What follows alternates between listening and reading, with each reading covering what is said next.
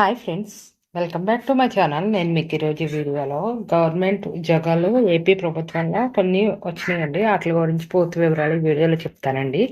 వీడియోని ఎక్కడ స్కిప్ చేయకుండా కంప్లీట్గా చూడండి. ఇవి ఎలాంటి పోస్టులు అంటే junior assistant, data entry operators, attender పోస్టులు, ఇలా డిఫరెంట్ టైప్స్ ఆఫ్ పోస్టులు ఉన్నాయి. ఈ పోస్టులు అన్నిటి గురించి ఈ వీడియోలో చెప్తాను, చూడండి.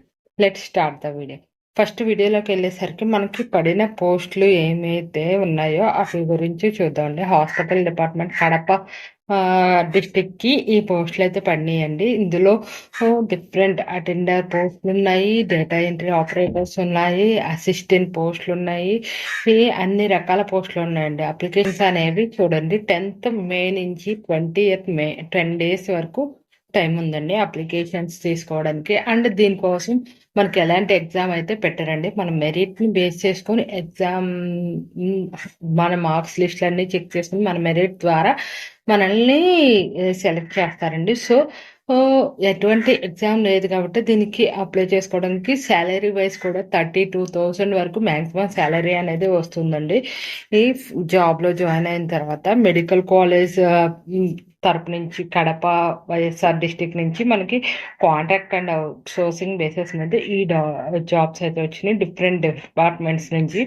ఆ డిపార్ట్మెంట్స్లో ప్రతి జాబ్ అండి, అవుట్ సోర్సింగ్కి సంబంధించిన జాబ్స్, కాంట్రాక్చువల్ బేసిస్ మీద వచ్చిన జాబ్స్ అన్నిటికి ఈ డిఫరెంట్ కేటగిరీస్లో శాలరీస్ అయితే ఉన్నాయి.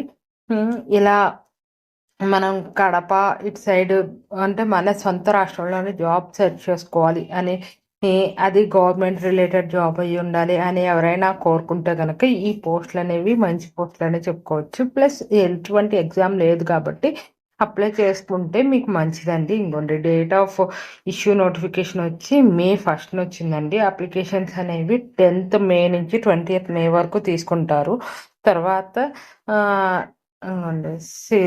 సెక్యూరిటీ అని ఉంది కదండి, అది 26th మే నుంచి 10th జూన్ వరకు ఉంటుందండి. అప్లికేషన్ ప్రొఫెషనల్ మెరిట్ లిస్ట్ అనేది 18th జూన్ రిలీజ్ చేస్తారు, మొత్తం మన అన్ని చెక్ చేసి.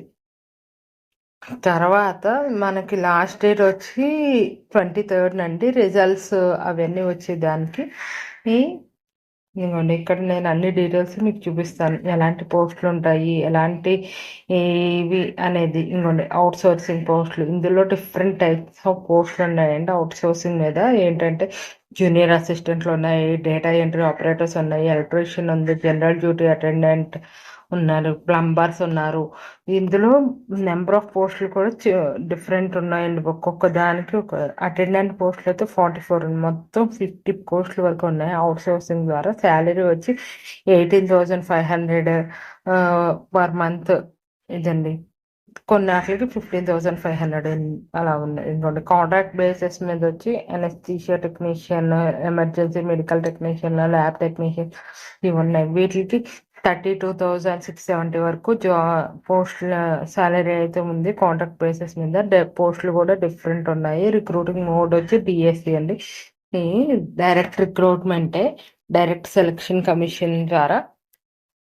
సో ఈ పోస్టుల్ని మీరు ఎగ్జామ్ ఏమీ రాయకూడదు కాబట్టి వీటిని మిస్ చేసుకోకుండా అప్లై చేసుకోండి. ఏజ్ లిమిట్ వచ్చి 18 years నుంచి 42 years మధ్యలో ఉంటే సరిపోతుందండి. ఏజ్ రిలాక్సేషన్స్ కూడా డిఫరెంట్ కేటగిరీస్కి అప్లై అవుతుంది. ఓసీ క్యాండిడేట్స్కి 400 ఫీజు ఉంటుంది. ఎస్సీ ఎస్టీ వీళ్ళకి ఫీజు లేదండి. టోటల్ మార్క్స్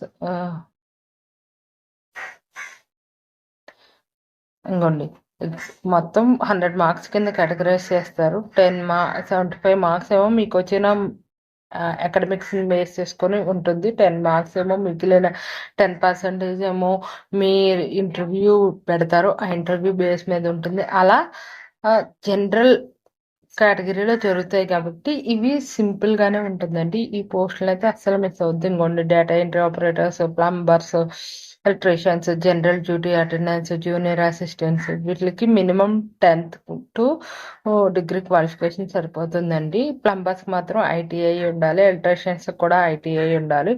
ఏ పర్టికులర్ డిపార్ట్మెంట్లో ఐటీఐ చదివిన వాళ్ళని తీసుకుంటారండి. Educational qualifications for the outsourcing basis పోస్టులు అయితే జూనియర్ అసిస్టెంట్స్ ఎనీ డిగ్రీ ఉంటే సరిపోతుంది. మిగిలిన వాళ్ళకి ఐటీఐ కానీ 10th కానీ ఉంటే సరిపోతుందండి.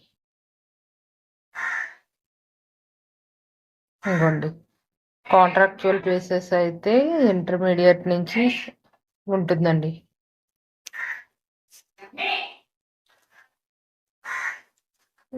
ఇంకోండి, నేను ఆల్రెడీ మీకు ఇక్కడ క్వాలిఫికేషన్ డీటెయిల్స్ అనేవి క్లియర్గా చూపిస్తున్నాను, ఒకసారి చెక్ చేసుకోండి. మీ క్వాలిఫికేషన్ని బట్టి మీరు అప్లై చేసుకోవచ్చు.